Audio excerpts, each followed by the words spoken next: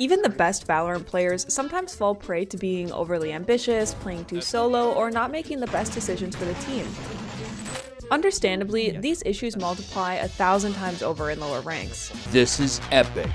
The first common mistake in low elo is not recognizing threat levels. Usually, when you encounter multiple enemies, the first reaction is to panic and unload an entire magazine, praying to all of the gods in the universe that somehow the bullets will hit their heads. The reality is that you die, and at best, you might take one enemy down with you. These situations are often exaggerated. Where a low elo player sees multiple threats and a very low chance of surviving, an experienced player sees only one imminent threat and then the next. It doesn't matter if both enemies are aiming at your head. You'll always have a better chance of surviving if you focus on one enemy first and then the other. Often, not all enemies are aiming at you. Maybe you see one in front of you as you round a corner, another in the distance covering a different entry, or perhaps an omen teleporting nearby. This is actually the most common scenario. Learning to quickly identify which enemy is your primary target and which are secondary within milliseconds is one of the things that sets bad players apart from good ones. As always, this won't change overnight. You need to practice being aware of the problem, not just in matches, but also with bots in the shooting range, trying, for example, to move around and switch from one bot to another, always targeting the closest one, etc. This doesn't only apply to enemies. You'll also need to make good decisions about which angles to clear quickly and which ones not to, which enemy abilities to endure if you can't avoid them all, and even what weapon to use depending on the situation. In short, efficiently recognizing your surroundings to make the best possible decision. A quick tip, record your matches and review them in your spare time. You'll be surprised at how bad you are without realizing it. Another mistake closely related to recognizing threats is re-peeking after getting a kill. When you kill an enemy, adrenaline takes over, you feel great, and then you let yourself get carried away and desperately seek the next kill. You keep pushing, re-peek the same angle, or just hold it static.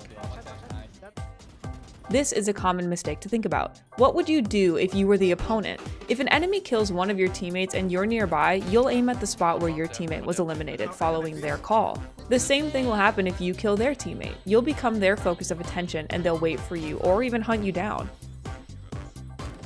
Continuing to push or actively seeking a second kill in that situation is the easiest way to end the round for yourself. Instead, take a few steps back and hold a more defensive position. Or coordinate with a teammate so that after you get a kill, they can come out from another angle and get another kill, as the enemies will be focused on your area, making it a good time for your allies to surprise them. One of the concepts that scares people the most is baiting. It's like a taboo in lower ranks, seen as something negative to criticize teammates who play poorly, and the only reason is because they don't know how to bait. Baiting is a valid strategy just like any other. In short, it's the same as trading. One player exposes themselves so that the enemy focuses on them while an ally stays hidden. A good bait would end with both players alive and the enemies eliminated. A normal bait would end with an ally down but traded. The problem arises when allies repeatedly trade at the wrong time, don't understand baiting, or there's no communication to properly coordinate the timing. Baiting isn't letting your allies die and doing nothing about it. They might make mistakes, be in bad positions, or push too hard. If you think that's the case, don't try to trade immediately. Wait for the most opportune moment. If an ally dies and you lose the round, they'll call you a baiter. If you let them die but still win, they'll say it was a great trade. Remember, baiting is about positioning yourself strategically to get the best result out of any situation. And this brings us to the next mistake you'll frequently encounter in your matches: constantly stacking all 5 players to push a site. This error seems the most absurd to me by far. It makes the entire team a predictable target, and as soon as one of you is spotted, all enemies will rotate immediately, turning it into a constant 5v5 with the disadvantage that you have to take the site. But it's not just that, it throws away one of the most effective strategies in the game: lurking. In low-rank matches, lurking can be especially valuable. Next time you're in a match, notice where your team is going and head to the other side. Seriously, this seemingly dumb decision can win you so many rounds. In low ranks, it's common for players to move from one side to another on the sites, checking flanks or rotating especially slowly. These situations are very beneficial for getting kills while lurking. Additionally, if you position yourself opposite your team, you'll be applying pressure from multiple angles, dividing the enemy's attention and resources. When you play in a 5-man stack, you're simply walking into a trap where all enemy abilities are waiting for you in bottlenecks. Lurking eliminates this factor, reducing the chance of enemies being able to use many of those abilities like grenades, Molotovs, or stun on the group going to plant the spike. Likewise, having forced the use of several enemy abilities or having taken out some of those enemies provides the advantage of securing certain spaces for your team to rotate if necessary.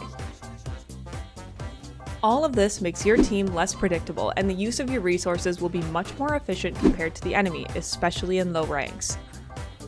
You'll notice that your offensive rounds will be much more effective, and in the long run you'll see that your MMR or even your win rate will benefit. Lastly, something that affects all range to a greater or lesser extent is toxicity. It doesn't matter if you're bronze or immortal, you'll always encounter very toxic, strange, and angry people. They'll call you a noob, tell you to uninstall the game, yell at you, insult you, and even make some personal attacks that can really hurt you. And above all, they won't listen to you.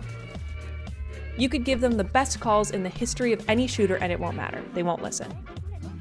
And with all of that, you'll start to get angry, sad, demotivated, etc. Let me tell you, at that point, it's your problem. Report them, post it on social media to expose them if you want, and mute their comms. That's it.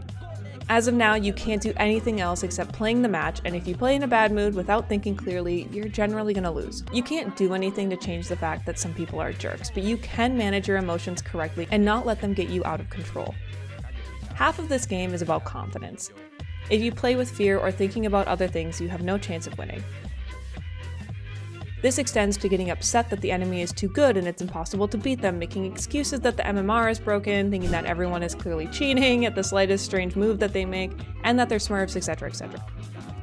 Look, and if you vote to surrender in the third round, you clearly deserve to lose that match, and you probably deserve to stay stuck at the rank that you're in.